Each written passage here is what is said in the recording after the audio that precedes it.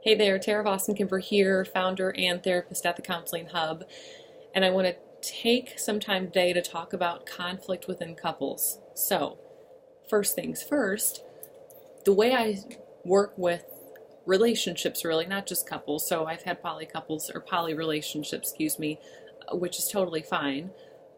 So the way I work with relationships is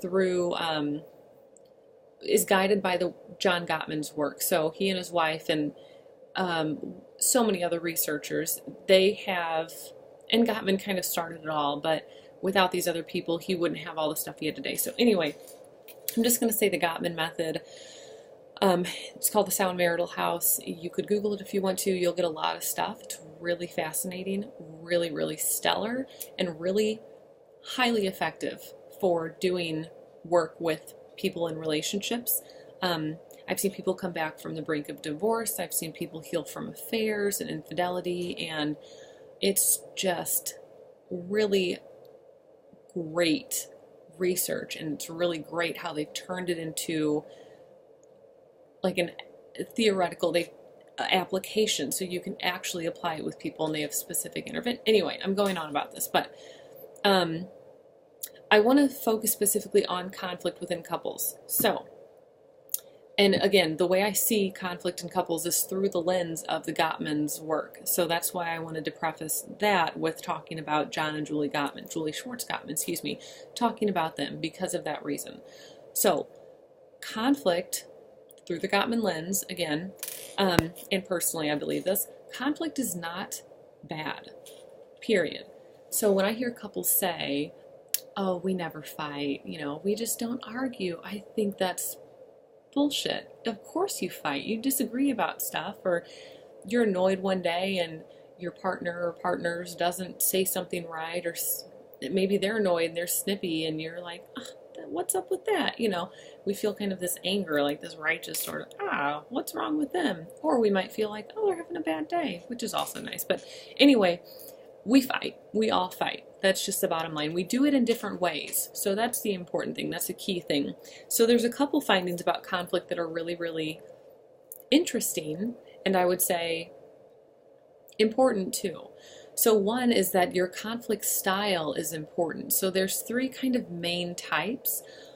There's volatile. So these are people that kind of go head to head right when something comes up. Like, what do you mean you did blah, blah, blah? And then you kind of, you're kind of battling. It doesn't have to be, battling doesn't mean saying shitty things or name calling, or battling just means you're going head to head right away. There's a more diplomatic style, which I can't remember the name of it, but it's like diplomatic, where you hear the other person and you understand where they're coming from and you still disagree. That's really like back and forth, a lot of give and take. So that's the second style. And the third is really passive. So these are people who talk around something without actually saying it. So it might sound like, hey, the game's on tonight at 7. And, the other person might say, oh, okay. There's a bike ride at 7 too. That's the conflict, even though it seems like that's not a conflict. Yes, it is. Like, they're wanting to do different things, even if they're not explicitly saying, I want to do this, I want to do this. They're disagreeing on what they want to do at 7. So, the important thing about that is that the style that you have, things work out better if it matches up with the style of your partner. So if you're a diplomatic sort of fighter, or a conflict style is diplomatic, and your partner's is the same way, that makes for a less likelihood of marital dissolution. And when I say to that, I mean kind of erosion of your marriage or relationship and then eventual divorce. Not has to be eventual divorce, but that usually ends up, it's not uncommon. So marital dissolution leads to divorce. That's kind of the nature of the path. So again, the important thing is that you have a similar style to the person that you're fighting with. And issues arise whenever we have people who mix and match, and we don't always know who we're getting into a relationship. I mean, sometimes we can think that everything's out in the open.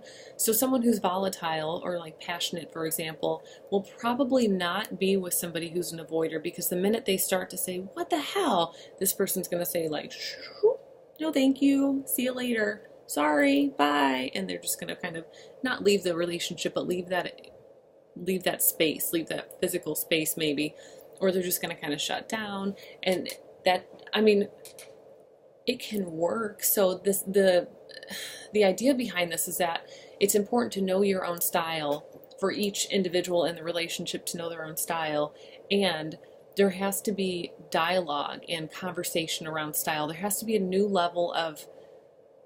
type of conflict and understanding, a way to negotiate. Oh, how are we going to engage in conflict if you're not this and I am this, or, whatever. That's the important piece. So it's not the fact that people fight, period, because that's going to happen. I don't care if you think you're with the perfect person ever. You're going to fight, and that's okay. It's okay to fight. And it just tends to work out. It's easier whenever you're fighting with someone that fights like you. And it can work when you are fighting with someone who's different, as long as you both are aware of and addressing those differences between the two of you. So I was also going to talk about other pieces, but I think I'm just going to do a separate video because it's already at 6.5 minutes. So, yeah, leave a comment if you have something to say, or a thought, or a response, or a reaction, or feedback, or questions, or blah, blah, blah. Anything of the like. Subscribe to for more videos of the like. Email me directly if you have questions, Tara, Tara, at thecounselinghub.com. And that's it. Send in your request also. I like to speak about these kinds of things. So anxiety, relationships, spirituality, depression, etc. However, I don't know what you want to hear more of. So I really would love to hear from you in terms of, what do you want to know about? What do you want more information on? What piques your fancy? So shoot me an email or leave a comment and let me know. Otherwise, I will see you next time. Okay, bye.